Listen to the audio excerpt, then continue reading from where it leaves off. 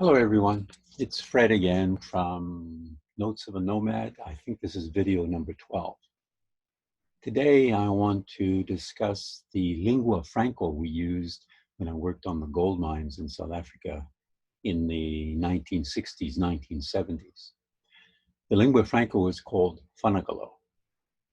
And the reason we had it was we had people working from all different countries. There was thousands of workers. On the last mine I worked, there was over 4,000 people working underground every day. And they came from a variety of backgrounds and different tribes and different countries. And they spoke different languages. So how could we all communicate with each other? So the first thing I learned was a lingua franca. Now, as an example of some of the many languages, for example, South Africa currently has 11 official languages. And they are Afrikaans, English, Ndebele, Northern Sotho, Sotho, Swazi, Swana, Tsonga, Venda, Xhosa, and Zulu. And that's only the languages, and there are a few more in South Africa, and those are the official ones. So you can imagine you have people from all different countries. I mentioned places like Botswana, Zimbabwe, Malawi, Mozambique, as well as South Africa, and we have to communicate. So we learned Fanagalo. Very first thing we did was spend a couple weeks in a classroom learning the language, so we got the basics of it before we went to work underground. And everyone learned it, black and white, so that we could communicate. And as it says on the screen, if you see, Fanagalo is a vernacular primarily based on Zulu, with English and some Afrikaans as well. And it's used as a lingua franca, mainly in the gold, diamond, coal, and copper mining industries in South Africa. It's used elsewhere as well, but this was one of the main things I read somewhere. There was about 200,000 people were using this language. Now, the reason it's called Fanagalo is interesting as well, because Fanagalo is the most popular word. When anyone listens to people speaking Fanagalo, they hear the word Fanagalo used more often than anything. They say, what's all this Fanagalo? As an example, I want to tell you how to pick up this water bottle. I would say, Lo scati wena pakamiso lo into wena pa enza Fanagalo. I kona Fanagalo. Enza Fanagalo. So don't do it like this, or do it like this, not like that, like this, Fanagalo. So that's why it's called Fanagalo. And I remember when I was in South Africa, there was the story of Cock Robin going around in Fanagalo. And here's what it sounded like. Zonke nyoni lapa moya enakala, enakala. All birds of the air, they cried, they cried. Ena Israele, ena file, the nyoni, cocky robin.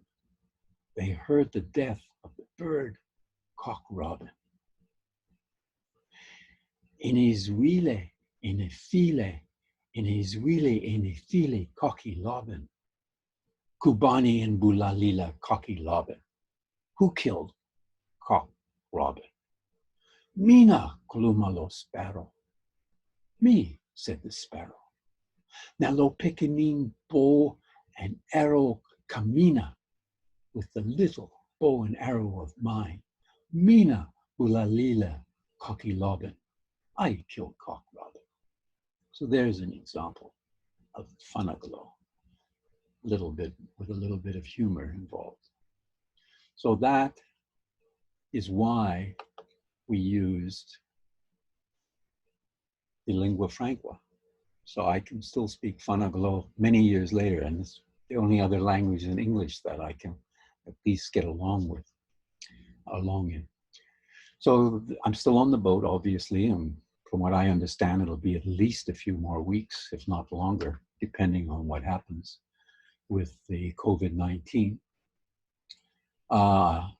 I mentioned, I think in the last video, that the virtual team challenge is over. It's actually, today is the last day I will be rowing, and I'll have done, by the time I finish, 615 kilometers, which is more than my average month. My average month, a good month, is 400 kilometers. So I've done some extra. I've rowed 7 days a week. I've only missed one day, and that's when I moved onto the boat. I didn't have time to row. I was packing up and unpacking and so on. So that 615 kilometers for the month, which is, in this case, the month from the 15th of March to the 15th of April, is a good contribution to the Ancient Mariners, the team that I compete with. So we've done well for our age. We're all, as I said, over 60, and most of us are in our 70s. We even have a 90-year-old rowing in our team. I've had a lot of Zoom meetings as normal. Can't go and see the Toastmasters, but have Toastmasters meetings. Had a Zoom meeting with Ravi in Nepal, meeting with the young people on which we call Jam Masters on Friday night. And Laurel Ann has a success circle that I've been going for years. I think we're talking about things like how to work from home, etc. Because of COVID-19, it's a pretty good topic. So that's what I've been up to. Everything's going well on the boat. Hasn't gone anywhere, but I wouldn't know how to move it anyway. I don't have a license. So things are going well. Just thought I would let you know. That's what I've been up to. So I wish everybody to Hamagasha, which means, actually in Zulu, I believe, means go carefully or go slowly. Wishing you and your friends and your family lots of love and laughter, and keep safe. Bye for now.